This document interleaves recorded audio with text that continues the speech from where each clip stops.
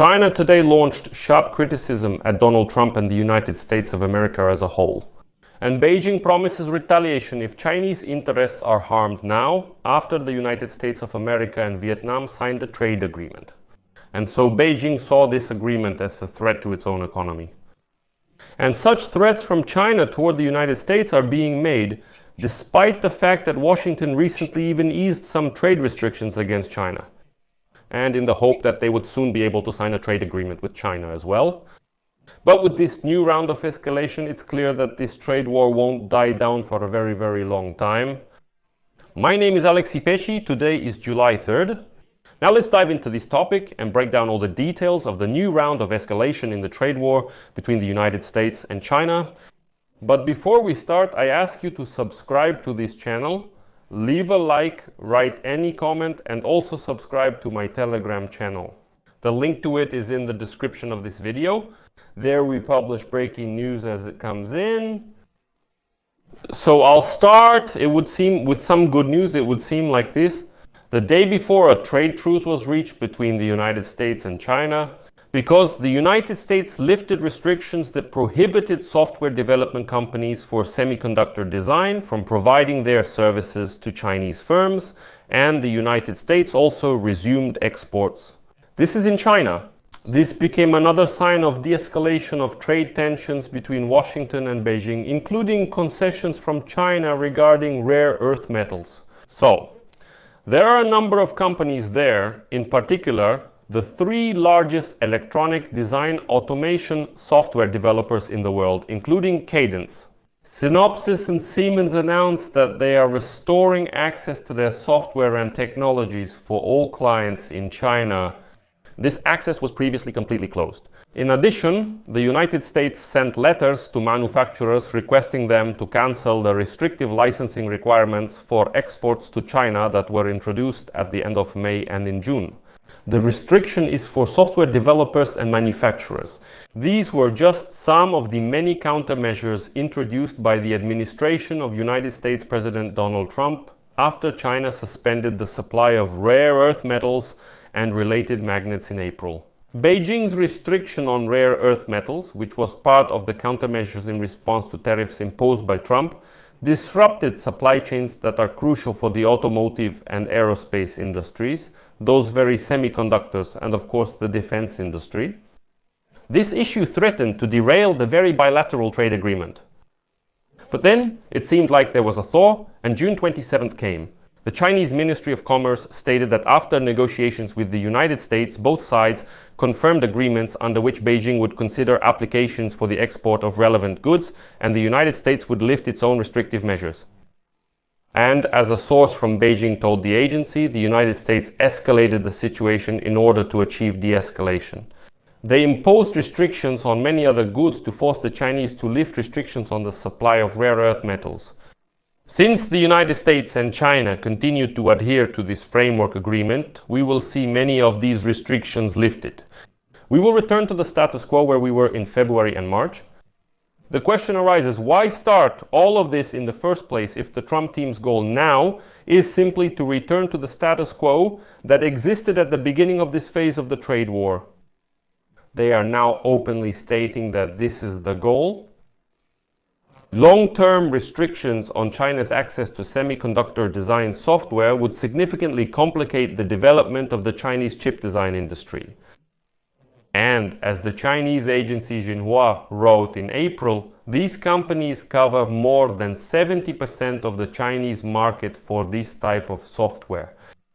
And it's still unclear whether other countermeasures introduced in the United States have been lifted, which include in particular the suspension of the company's license to supply jet engines to a Chinese company. You shouldn't assist China's space industry. Overall, at this stage, there appears to be a thaw of some kind. They lifted some restrictions there, and it seems like everything is not bad. It looks like there is a trend toward a truce, it would seem. Yes. I'll repeat myself, it's just hard to stay silent about this, that right now the goal of the American team is simply to return to the starting point. Apparently, that's what this whole trade war was started for. But then something happens that suddenly changes everything. The truce ended and the conflict has escalated again. The thing is, the day before, China criticized the trade agreement between the United States and Vietnam. In Beijing, there is growing concern that American President Donald Trump is using his tariff negotiations with other countries to contain China's export machine. The United States agreement with Vietnam reduces tariffs on Hanoi's exports from a potential 46% to 20%, but keeps 40%. The tariff on so-called transshipment of goods, which some experts believe may be aimed at countering Chinese re-exports to the United States.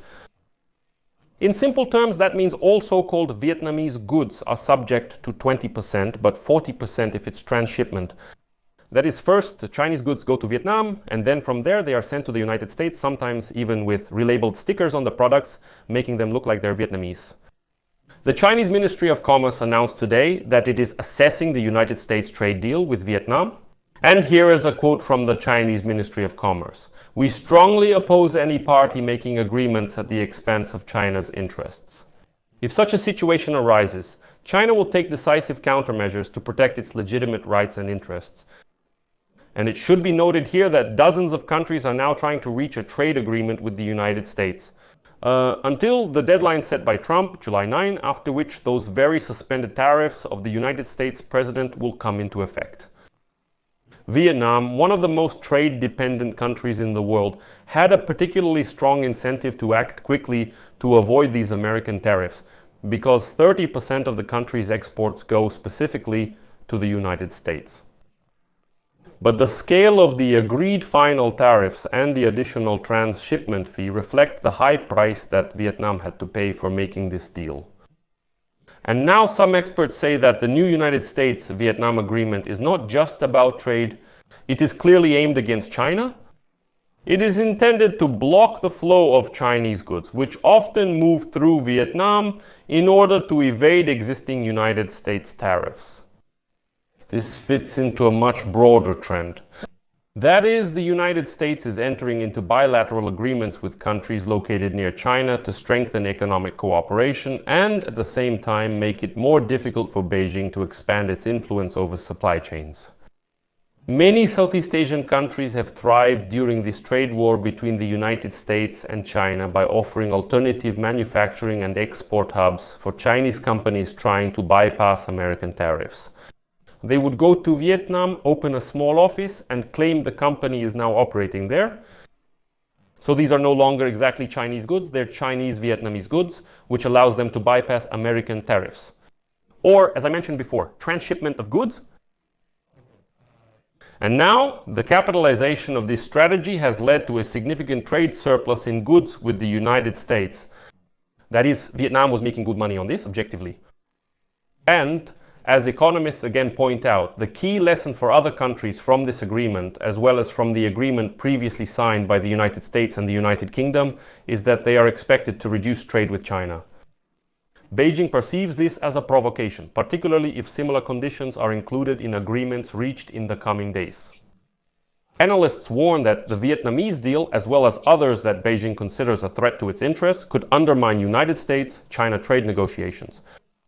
And recently, Trump announced the agreement of a tariff truce with Beijing, but concerns remain, particularly regarding Chinese restrictions on the export of rare earth metals, which China may reinstate.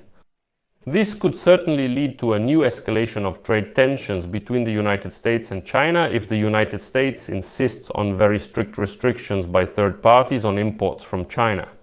So, in a way, Trump is being cunning.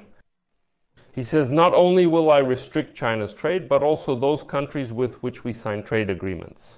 That's why the key thing for Hanoi now will be how this 40% tariff on re-export will be applied. Because in reality, this so-called transshipment is very hard to track, and the Trump administration hasn't said how it determines this transshipment. Although it has made this issue a priority in trade negotiations with Vietnam and other Southeast Asian countries, so the message is clear. How they will check it is unclear. So how do you determine whether these are actually Vietnamese goods or Chinese ones? And who will be doing all this? So will Hanoi take on the responsibility, since they know which goods are being shipped? Will they take on the responsibility to impose duties on all Chinese goods? With a 40% duty or not? They can continue shipping items while denying Chinese origin, claiming the goods as their own. China is clearly dissatisfied, and it's evident why. Escalation is likely to intensify from here on out. I'll leave it at that. Share your opinions and conclusions in the comments below this episode. Subscribe to the channel, hit the bell, and don't forget to like.